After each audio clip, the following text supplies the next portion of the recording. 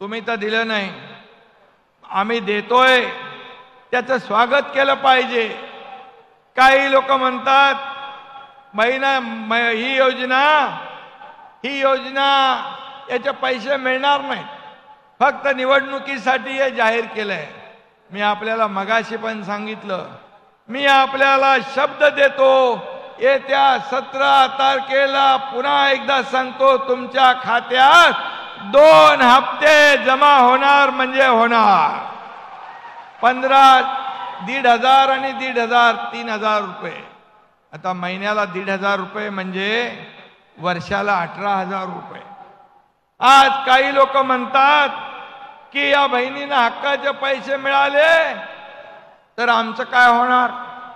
अरे बाबा, तुम्ही 2.5 वर्ष होते तेव्हा का नाही दिलं? तुम्ही तुमच्या हातात होतं, परंतु देण्याची दानत लागते।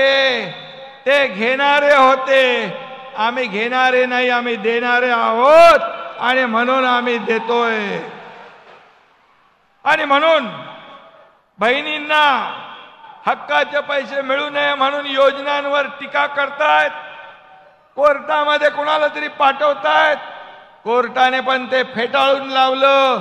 माझ्या लाडक्या बहिणींच्या योजनेला स्थगिती कोर्टाने दिली नाही, त्यांचं अपील डिसमिस करून टाकलं।